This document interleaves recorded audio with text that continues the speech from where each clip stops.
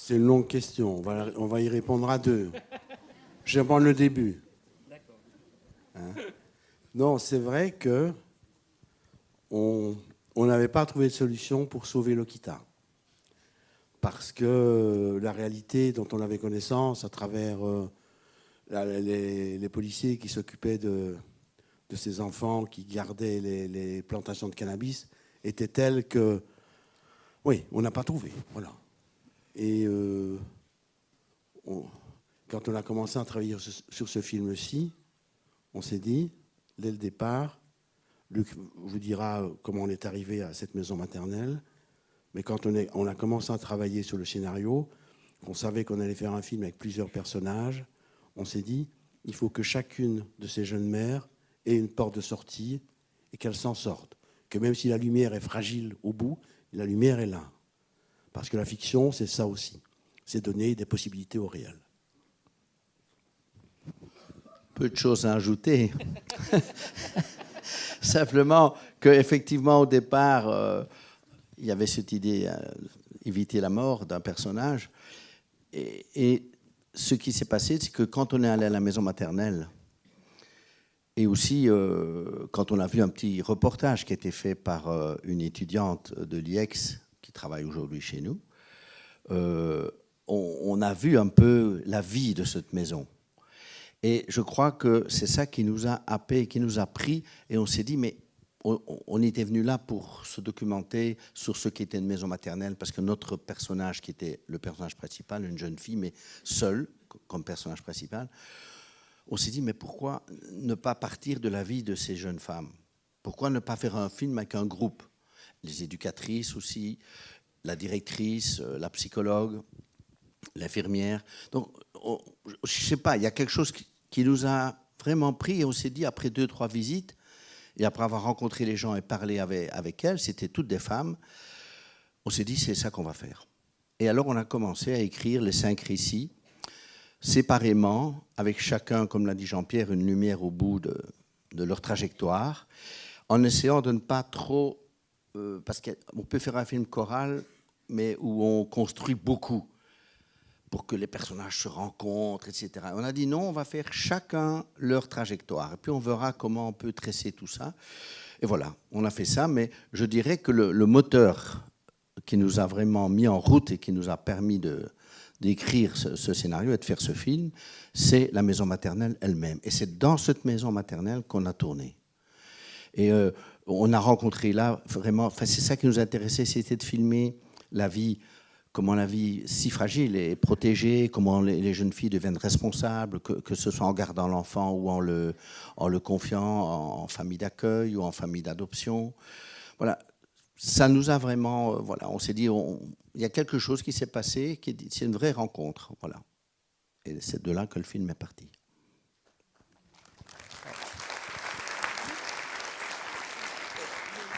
En parlant de rencontre, je veux bien savoir comment vous avez rencontré, trouvé vos 5 comédiennes.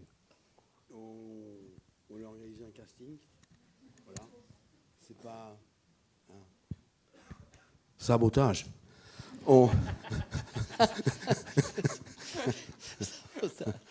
La prochaine fois, on essaiera de faire un film comique. Pourquoi pas? Comédie musicale. Pourquoi pas, voilà. On visait l'ouverture. Voilà, ouais.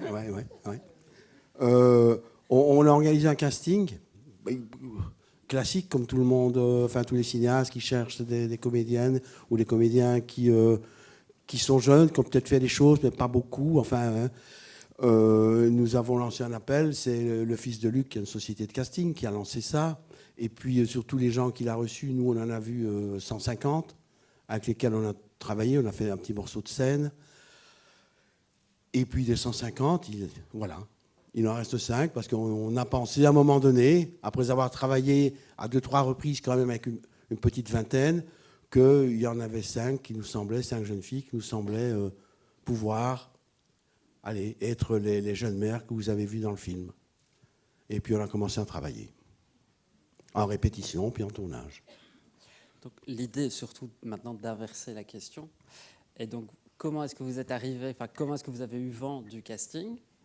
Et puis, est-ce que vous connaissiez les frères Dardenne ou pas? Qu'est-ce que vous en saviez? Est-ce que vous aviez déjà vu des films?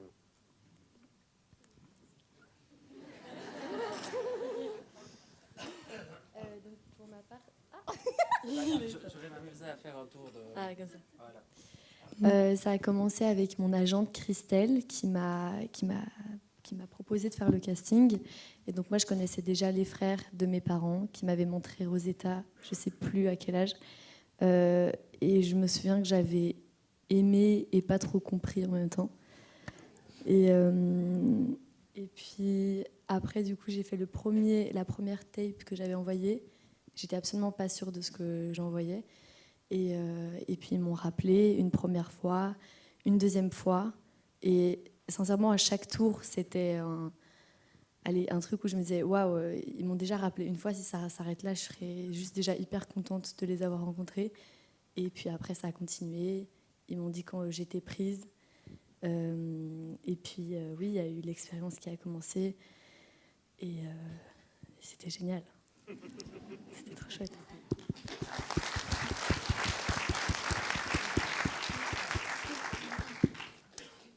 Alors moi, c'est ma maman qui a vu la recherche de casting, je pense, dans un journal.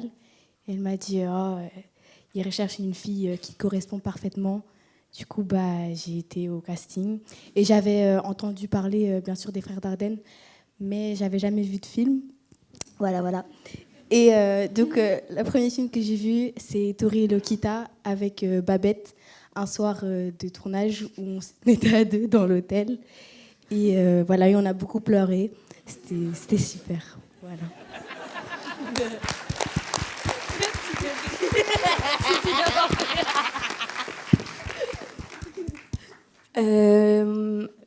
Moi, mon premier tour de casting, je m'étais fait opérer des dents de sagesse.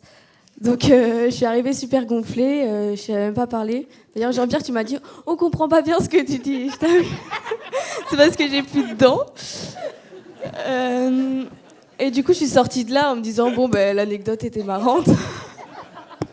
Et puis, il y a eu un deuxième, un troisième tour. Et moi, je me souviens bien de la première vision de Lucie, du coup, parce qu'on était à l'hôtel en plein milieu du tournage et elle me dit « Non, moi, j'ai jamais vu de film ». Et du coup, on s'est fait la soirée aussi parce que Joëlie joue sa grande sœur. Donc, on a choisi Tori et Lokita. Et oui, on a passé une nuit chargée en émotions. Donc, voilà. Après, je connaissais le travail des frères de Réputation et tout, mais pour être totalement honnête, j'ai vu Rosetta entre le premier et le deuxième tour. Et... Et tout de suite, Rosetta, c'est Émilie Dequesne, hein, il se passe quelque chose immédiatement, quoi. Moi, je suis tombée des nues et je me suis dit, oulala, donc moi, je m'embarque dans ce casting, c'est fini. Et puis, voilà, on se retrouve là.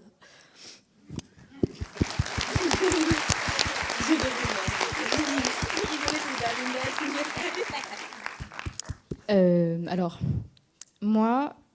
c'est Kevin qui m'a rappelé. J'avais passé le casting du jeune Ahmed il y a plusieurs années.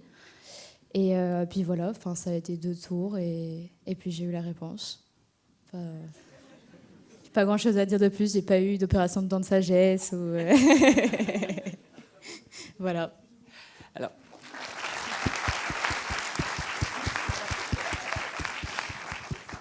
un élément très singulier dans le film, parce qu'il y a beaucoup de tournages où, en fait, quand il y a des bébés, ce sont des faux bébés.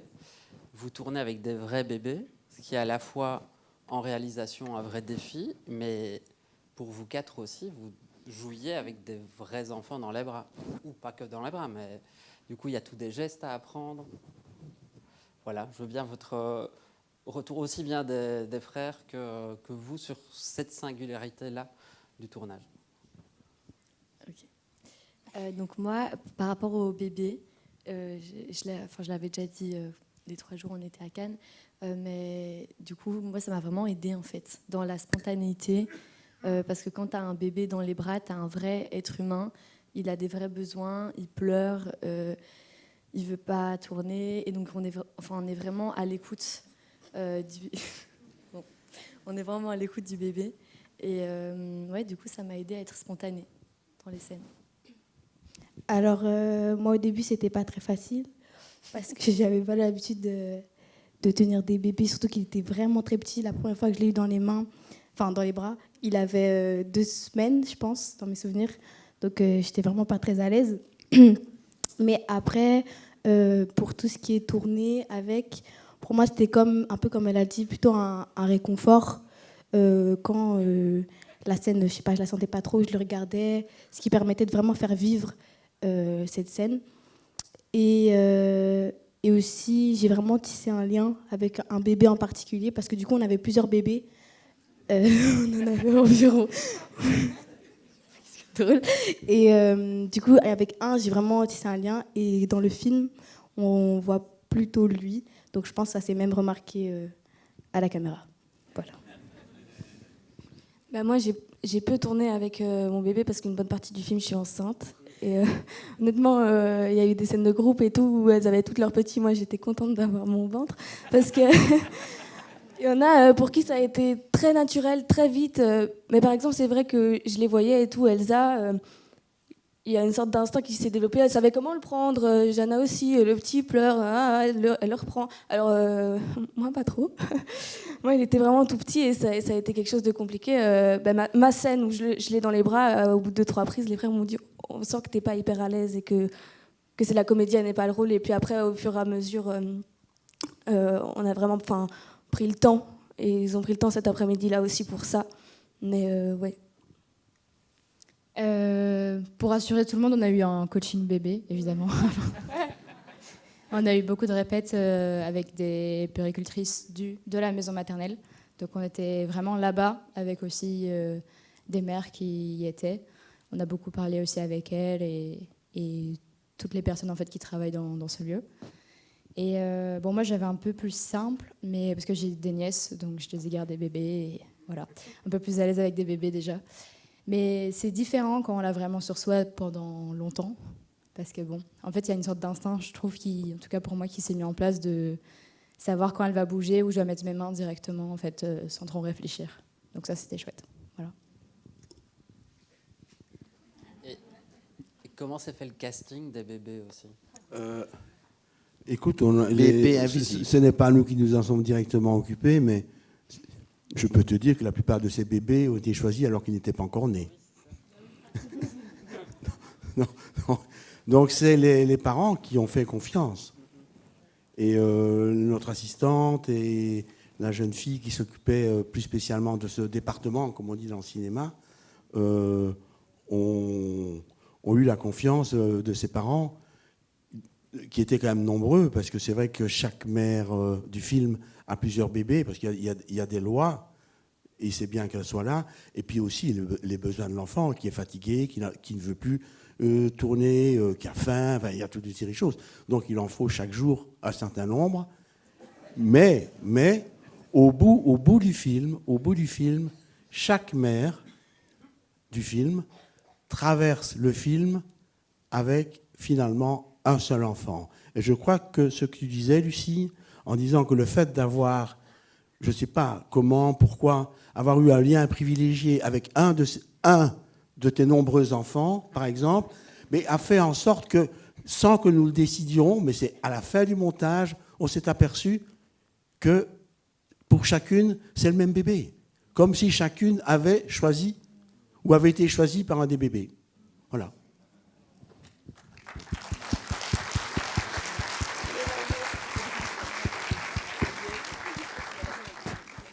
Est-ce qu'il y aurait déjà une question dans le public? Il y a un micro qui va circuler.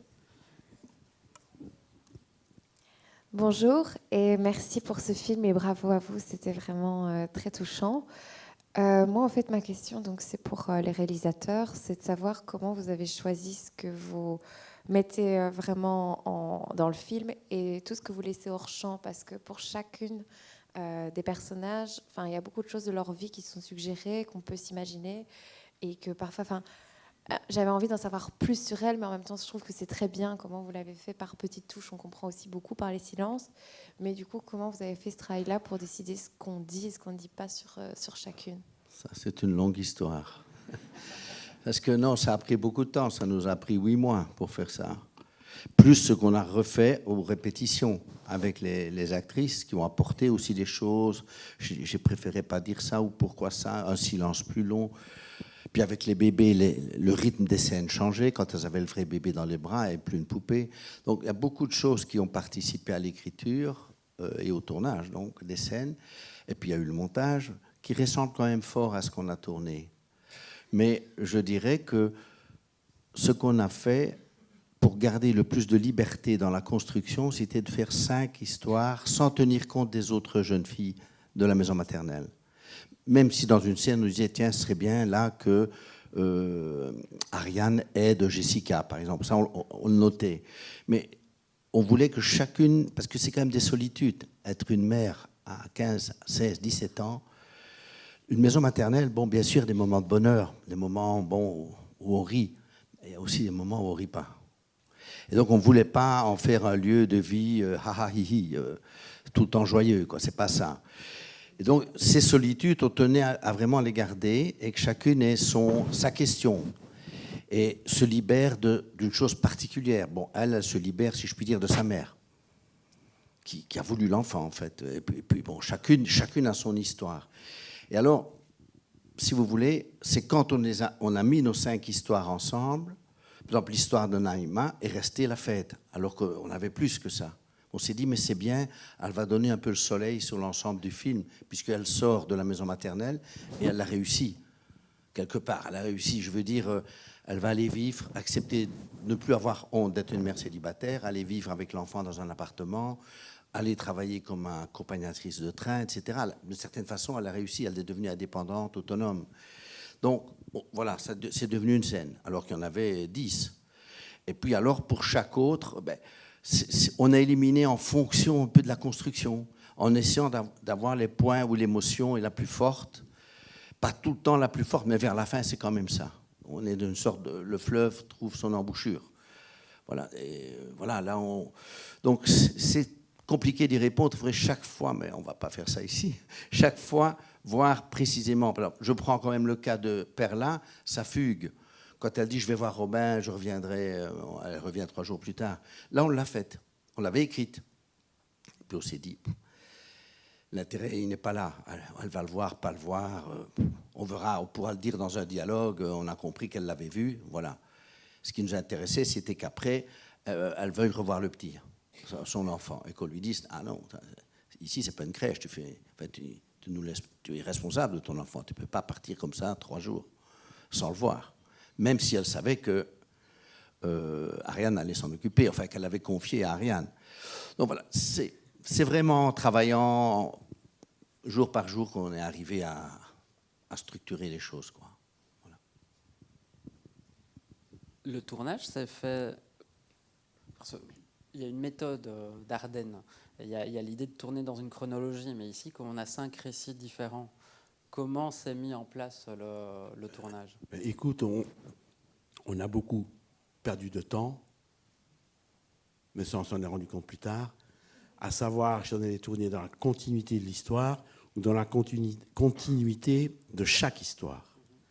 Finalement, l'assistante, au point de départ, a trouvé un mix entre suivre la continuité et quand même garder avec chacune des plages assez importantes. Et puis, est arrivé le tournage et les bébés et la vitesse avec laquelle on travaillait, ce qui fait que l'assistante a fait 30 à 35 plans de travail au jour le jour et que rien de ce qu'on avait fait, à part au début, n'a été respecté. Donc c'est formidable. Il y a un moment donné, on se demandait ce qu'on allait faire le lendemain, on ne le savait plus bien. Donc c'est bien, tout ça c'est désorganisé, en même temps très vivant. Et au lieu de tourner en 50 jours comme on fait d'habitude, nous avons tourné en 38 jours. Nous devenons donc des gars productifs.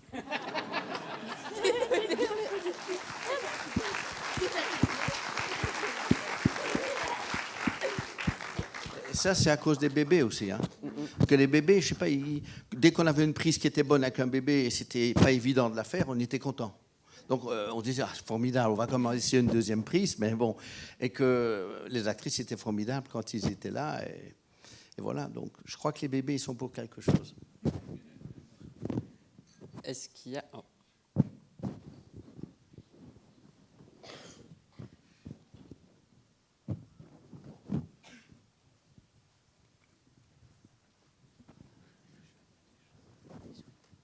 Bonsoir.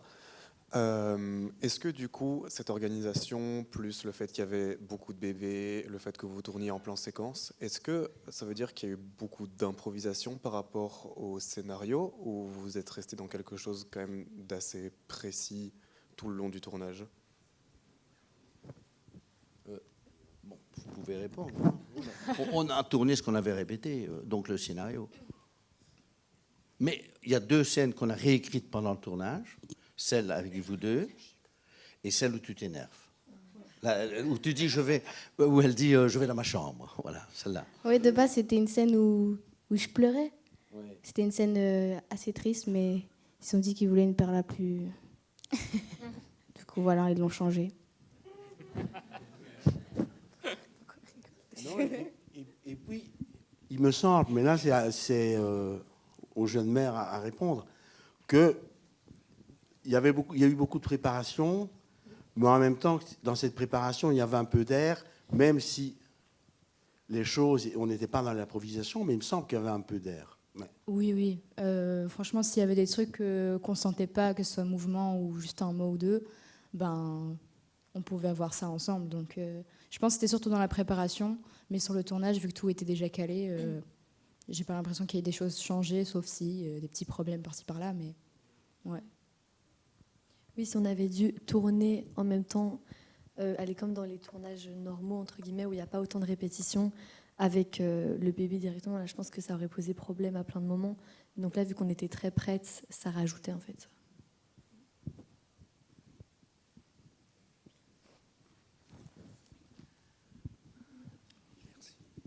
Bonsoir, j'ai 2 questions. Une pour les frères. À votre âge, là, tout d'un coup, on arrive à un film positif. Et la fin s'approche. Hein.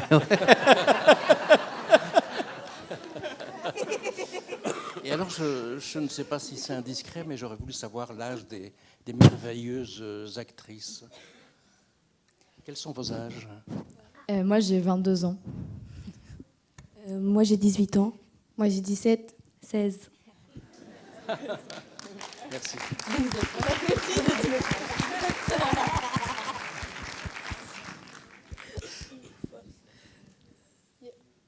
Alors, est-ce qu'il y a d'autres questions? Il ne faut pas hésiter à faire courir Lisiane.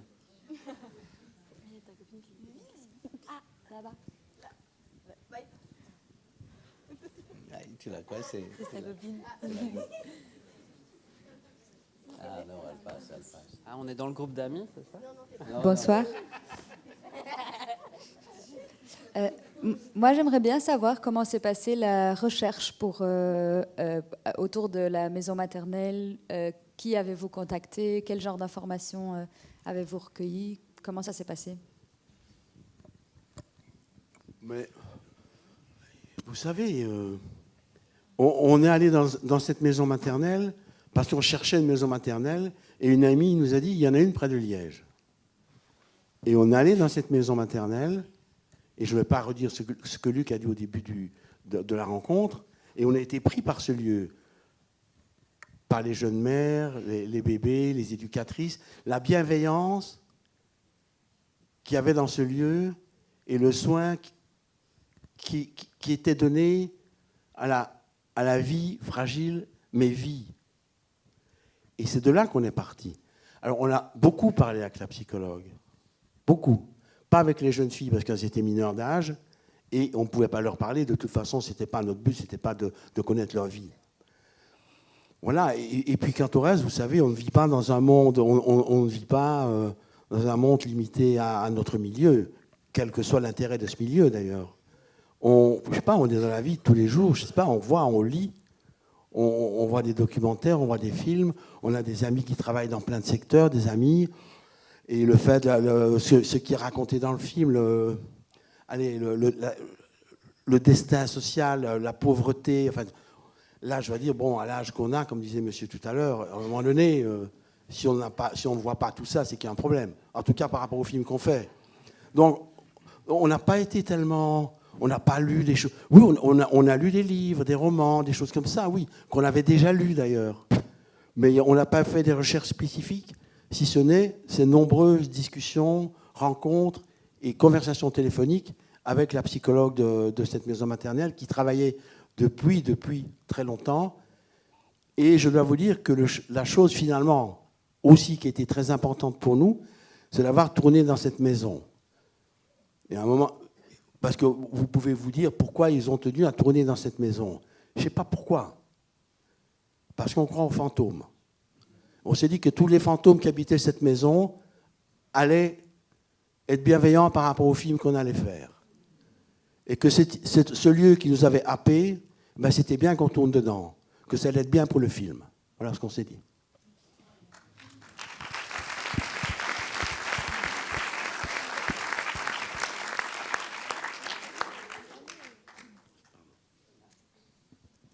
Alors, est-ce qu'il y aura encore une question? Il vaut mieux être plein de... Est-ce que les comédiennes ont pu rencontrer les jeunes?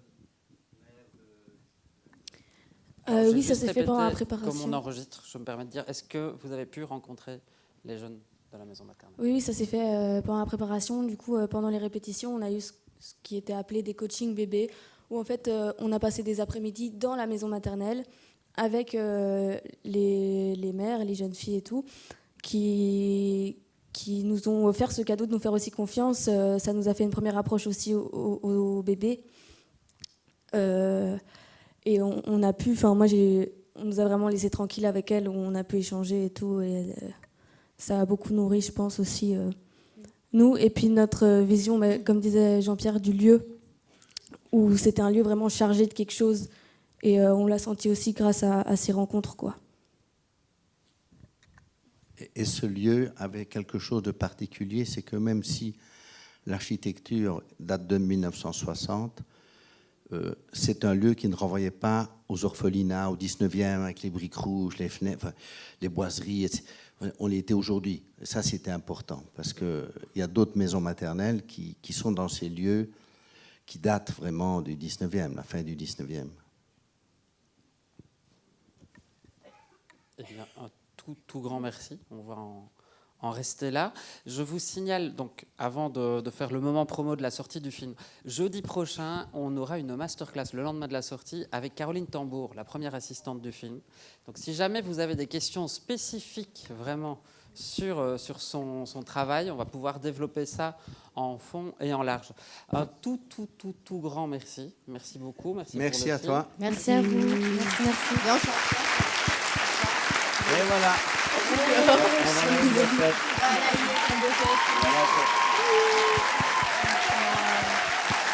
Allez, on y va. Oh, chaud. Hey, ils sont chauds, hein?